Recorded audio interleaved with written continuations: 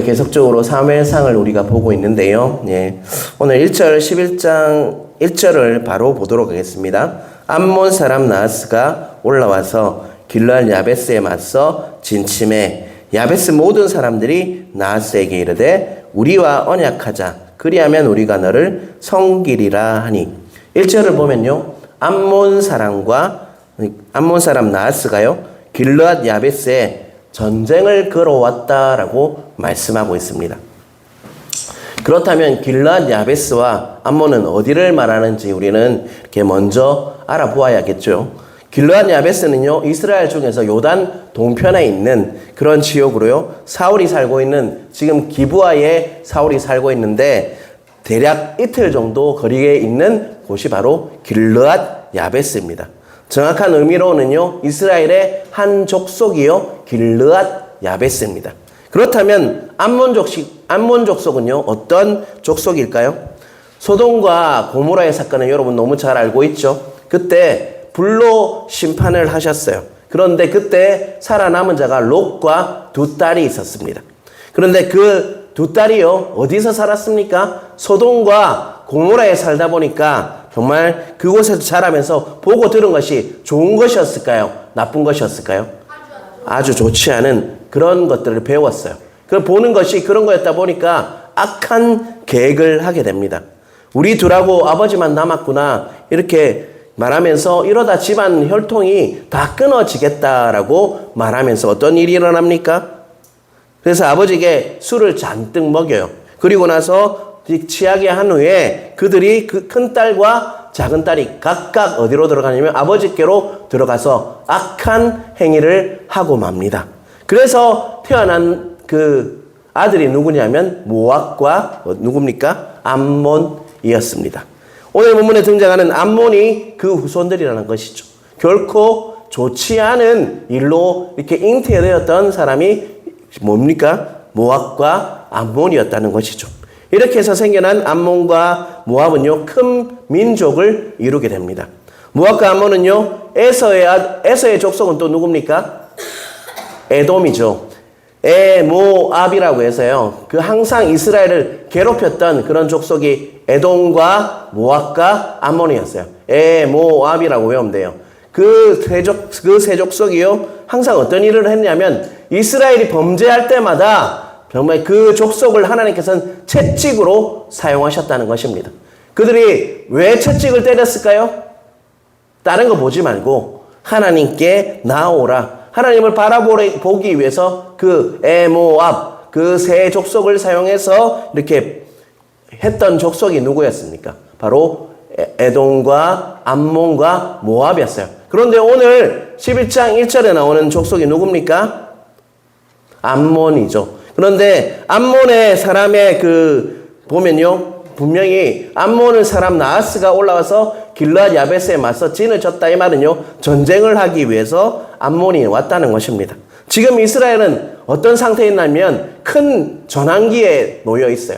지금 사사시대에서 무엇으로 넘어가는 시대입니까? 왕정국가, 왕이 통치하는 그런 나라로 넘어가는 그런 그 가도기에 있다는 것입니다. 그랬을 때 어떤 일이 일어났습니까? 우리가 앞에서 보았지만 사무엘이요, 누구를 기름 붓습니까? 사울을 기름 부었고 정식적으로 모든 족속이 모여 있을 때 제비를 뽑아요. 그리고 공식적으로 누구를 왕으로 삼습니까? 사울을 왕으로 삼았다는 것입니다. 그런데 어떤 불량배들이 어떻게 이야기합니까? 뭐라고 이야기했죠? 사울이 어떻게 우리를 구원하겠느냐라고 하면서 딴지를 걸기 시작했다는 것이죠. 반대를 하고 그로 인해서 어수선한 상태였어요. 그런데 누가 쳐들어왔다고요? 암몬 사람 나하스가 지금 진을 치고 길르앗 야베스와 맞서서 싸우려 하고 있다는 것입니다. 여러분, 사랑하는 성도 여러분, 암몬 사람의 대표 이름이 누구라고요? 오늘 1절 제일 앞에 뭐라고 적혀 있죠? 암몬 사람 누구요? 나하스잖아요. 나하스의 응원을 이렇게 추적해 보면요, 뱀이라는 뜻을 가지고 있습니다. 뭐라고요? 뱀이라는 의미를 가지고 있다는 것이죠. 성경에서 보통 뱀은요, 하나님의 뭐로 쓰입니까? 대적하는 자로 묘사할 때 씁니다. 그래서 성경에서 뱀, 마귀, 옅뱀 이런 것은 뭐로 씁니까? 용 이런 것들은요 하나님의 대적자로 쓰인다는 것이죠. 암몬의 대표 나하스는요 하나님을 대적하는 자로 지금 정말 중요한 시점에 정말 이스라엘이 전환기 정말 사사시대에서 그 왕정 국가로 넘어가는 그 시점에 무엇을 걸어왔다는 것입니까? 전쟁을 걸어왔다라고 말씀하고 있다는 것입니다. 여러분 이것을 우리에게 적용하면요 뭔가 중요한 시점에 정말 마귀들은 우리를 가만 놔두지 않아요. 항상 공격할 때가 많다는 것입니다. 그것을 깨달으시는 은혜가 있길 간절히 바랍니다. 뭔가 중요할 때 항상 마귀들은요 우리를 그냥 내버려 두는 것이 아니라 공격하고 참수하고 정말 이간질하고 정말 분리시키는 그런 일이 일어날 수 있다는 것입니다. 그런데 길르앗 야베스의 반응은 어땠습니까? 뭐라고 이야기합니까? 이 절 끝을 보면요 우리와 언약하자. 그리하면 우리가 너를 섬기리라. 그들은요 어떻습니까? 그들의 태도가 정말 당당합니까? 아니면 굴욕적입니까? 굴욕적이잖아요. 우리와 언약하자. 그리하면 우리가 너를 섬기리라. 이 말은요 싸울 것 없이 때마다 조공을 바칠 테니까 우리 한번 봐도 바칠 테니까 언약을 맺자. 정말 우리 전쟁해봤자 너희들한테 이길 자신이 없으니까 그냥 우리 조공 잘 바칠 테니까 우리와 언약하자라고 말하고 있다는 것입니다. 실질적인 항복을 선포하고 있다는 것입니다. 그리고 2절에서 5절을 보면요 항복하고 조공을 잘 바치타고는 협정을 맺고자 제안했는 대로 뭐라고 합니까? 암몬은요 이스라엘을 우습게 여기면서 이렇게 얘기합니다. 오랜 눈을 다 뽑으면 한번 생각해 보겠다라고 하면서 뭐하고 있습니까? 참소하고 있죠. 참소하고 조롱하고 있다는 것입니다. 이것이 마귀들이 하는 짓과 똑같다는 것입니다.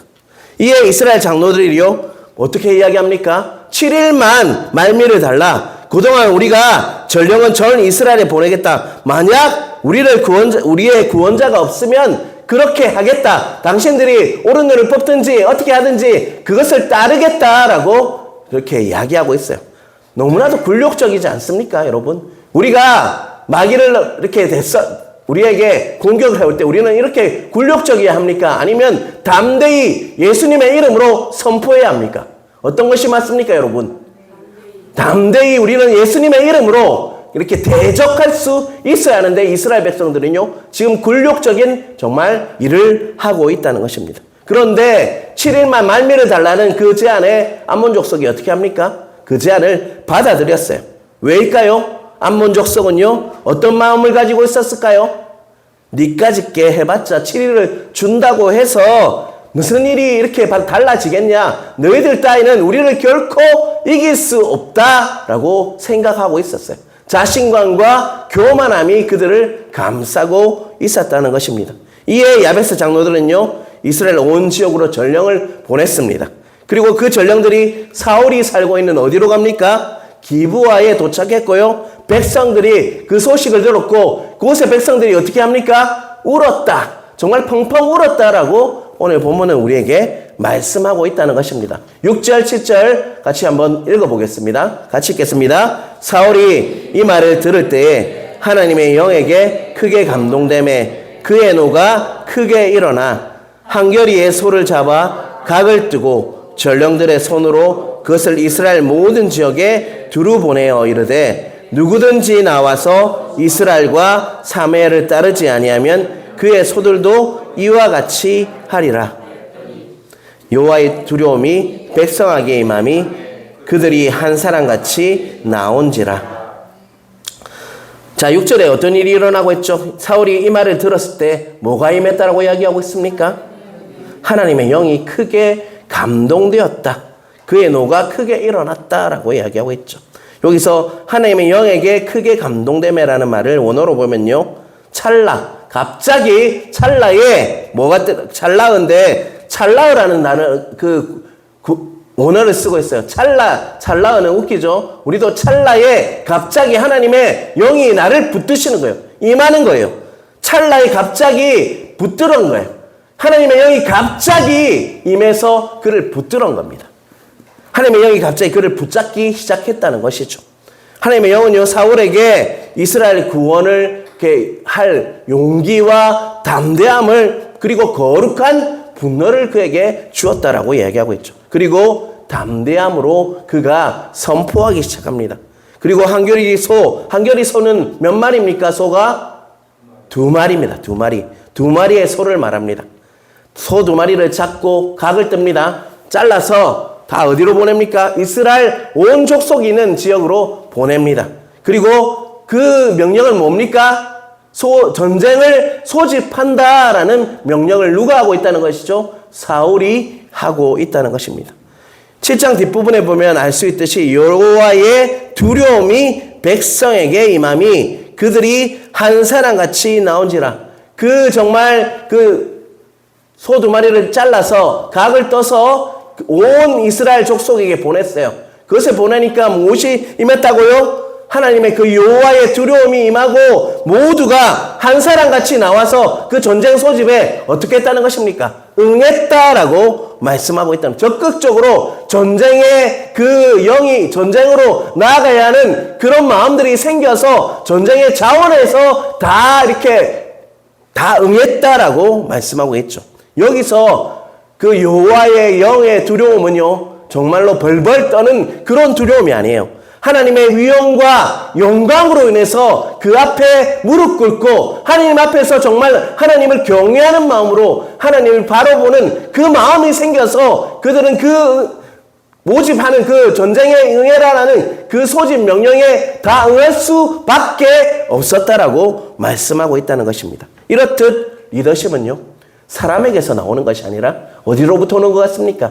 하나님으로부터 리더십이 생기고 카리스마도, 영적인 카리스마도 하나님으로부터 온다는 사실을 우리는 깨달아야 한다는 것입니다. 어떤 사람은 그 권위가요, 사람으로부터 온다라고, 뭔가를 열심히 하고 뭔가를 하면 사람으로부터, 나로부터 인한다라고 생각하는 사람이 있습니다. 하지만 영적인 권위와 카리스마는요, 하나님으로부터 오는 것임을 잊지 않으시는 여러분 되시길 간절히 바랍니다. 그리고 이스라엘 자손이 33만 명이요, 유다 사람이 3만 명이었더라. 총 몇 명이죠?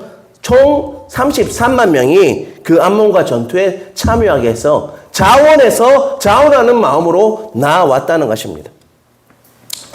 길르앗 야베스 사람들이 소원했던, 기도했던 대로 그것이 이루어졌고요. 그리고 또 암몬 사람들이 불가능하다, 너희 따위들이 7일을 준다고 해서 무슨 일을 하겠다고 한 일이 어떨 때 일어났습니까, 여러분?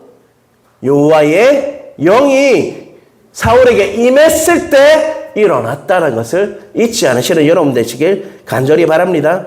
9절을 제가 읽겠습니다. 무리가 와 있는 전령들에게 이르되 너희는 길르앗 야베스 사람에게 이같이 이르기를 내일 해가 더울 때 너희가 구원을 받으리라 하라. 전령들이 돌아가서 야베스 사람들에게 전하매 그들이 기뻐하니라.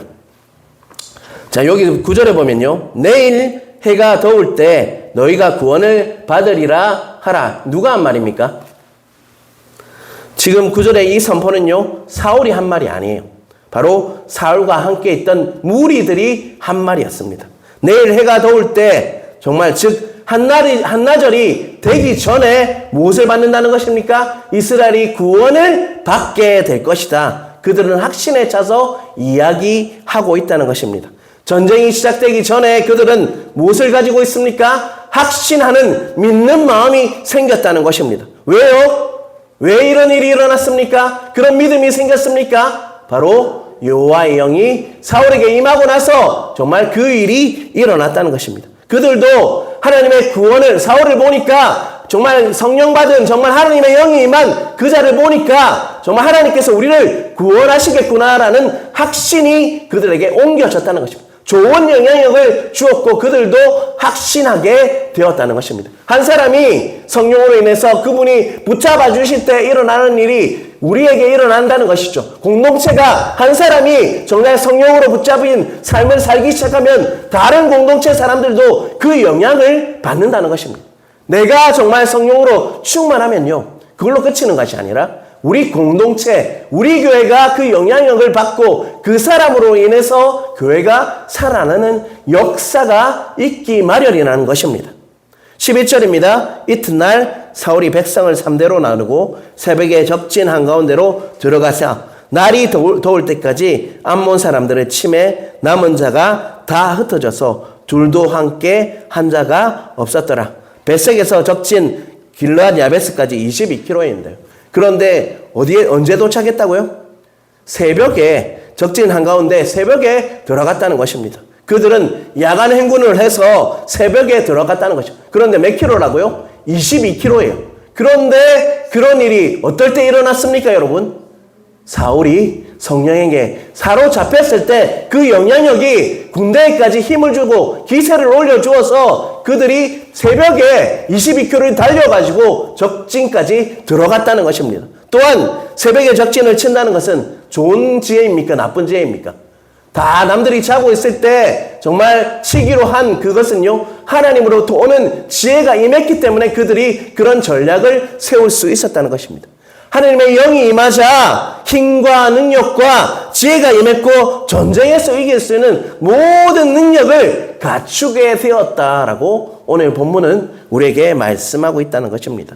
하나님의 영, 다시 말하면 하나님께서 우리와 함께 하실 때 이런 일들이 우리에게 일어날 수 있음을 우리에게 이렇게 말씀하고 있다는 것입니다. 그들이 선포하면서 확신했고요. 그들은 새벽에 날이 뜨기 전에 갔고 정말 하나님이 주시는 지혜로 정말 지치지 않고 달려가서 적진 한가운데 싸울 수 있는 모든 준비를 하나님의 영이 임했을 때 그들에게 이런 일이 일어났다는 것입니다. 이 전쟁은요, 하나님께서 친히 승리하게 하신 전쟁이라는 것입니다. 하나님께 속한 전쟁이 임했다는 것입니다. 무엇이 임했을 때요? 사울에게 하나님의 영이 그를 붙들어 주시고 그 영향력이 온 공동체를 덮어줄 때 그런 일이 일어났다라고 오늘 본문은 계속적으로 우리에게 반복해서 말씀하고 있다는 것입니다. 사울은요, 이런 대접을 받았어요. 불량배조차도 네가 어떻게 우리를 구원하니 네 따위가 라고 대접을 받았어요. 하지만 하나님의 영이 임하니까요, 모든 전쟁에서 이길 수 있는 모든 준비를 다 할 수 있는 능력과 영과 지혜와 모든 것들이 그에게 부어지고 그 영향력이 온 공동체를 바꾸어 주었다라고 오늘 본문은 우리에게 말씀하고 있습니다. 이 전쟁은 어떤 결과를 낳았는지 지금부터 보기 바랍니다. 백성이 12절, 13절 제가 읽겠습니다. 백성이 사무엘에게 이르되 사울이 어찌 우리를 다스리겠냐? 한 자가 누구니까? 그들을 끌어내소서. 우리가 죽겠나이다. 사울이 이르되 이날에는 사람을 죽이지 못하리니 여호와께서 오늘 이스라엘 중에 구원을 베푸셨습니다. 전쟁을 본 백성들은요, 사울을 반대했던 자들을 어떻게 하자고 이야기합니까? 죽이자고 이야기해요. 그 반대한 자들을 죽여야 한다라고 말하고 있습니다. 하지만 사울은 그것을 어떻게 했습니까? 허락하지 않았죠. 그리고 이 말을 합니다. 13절에 있는 이 말씀이, 자, 13절 제 끝에 보면 여호와께서부터 다시 한번 읽겠습니다. 여호와께서 오늘 이스라엘 중에 구원을 베푸셨음이니라. 다시 한번 읽겠습니다. 여호와께서 오늘 이스라엘 중에 구원을 베푸셨음이니라. 이 말은 뭐란 말입니까? 이 전쟁의 승리가 누구 때문에 있다고 고백하고 있는 것입니까? 여호와께서라고 주어로 사용하고 있죠. 이 전쟁이 이길 수 있었던 것은 다 누구의 은혜라고 고백하고 있는 것입니까, 여러분? 이 승리는 내가 한 것이 아니라 하나님께서 하신 일이다. 하나님의 은혜로 말미암음이다 라고 고백하고 있는 사울의 모습을 보고 있다는 것입니다. 여러분, 이 고백이 우리의 고백이 되어야 할 것입니다. 사랑하는 성도 여러분, 저는 짧은 목회 과정을 통해서 성도들이 얼마나 힘든 삶을 살고 있는지 듣게 될 때가 참 많이 있습니다. 마치 오늘 본문의 길르앗 야베스의 백성들처럼 자신들 앞에 암몬의 그 나하스 같은 사람이 나타나서요, 눈을 빼버리겠다라는 상황과 환경을 지금 현재 겪고 있는 분들도 있다는 것이죠. 저는 들으면서 저런 상황에 놓인다면 정말 다른 사람 같으면 모두 포기해버릴 건데 그래도 잘 견디고 있구나라는 것을 많은 사람들을 정말 보면서 그럴 때가 많다는 것이죠. 나 같으면 포기할 것 같은데 저분은 참 믿음으로 잘 붙잡고 있구나라는 상황을 경험하는 사람들이 마치 이스라엘 백성들이 눈을 다 빼버리겠다라는 그런 경고에도 불구하고 정말 일어났던, 견디고 잘 버텼듯이 정말 잘 버티고 있는 성도들이 참 많이 있구나라는 것을 경험할 때가 참 많습니다.